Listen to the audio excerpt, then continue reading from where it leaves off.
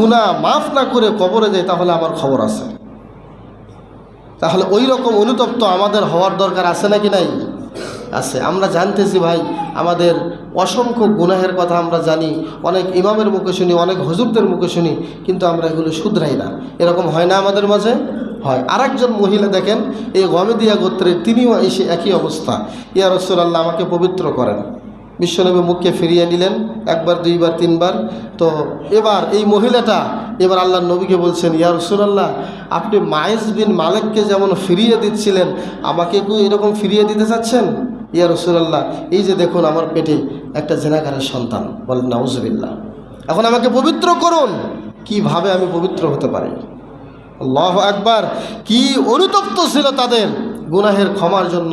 বিশ্বনবী তখন বললেন যে ঠিক আছে, যখন তুমি বাচ্চা প্রসব করবে তখন এসো।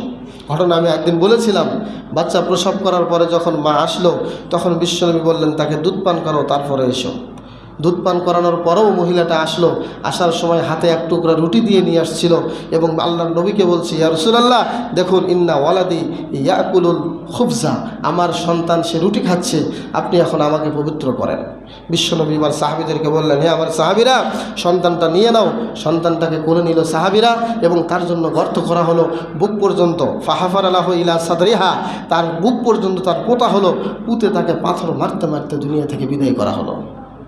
যখন খালেদ বিন ওয়ালিদ একটা পাথরের টুকরা নিয়ে তার মুখে নিক্ষেপ করছিলেন, তার কপালে লেগে এক ঝলক রক্ত খালেদ বিন ওয়ালিদের চেহারায় এসে যখন লাগলো, তিনি ওই মেয়েটাকে, ওই মহিলাকে বকা দিচ্ছিলেন।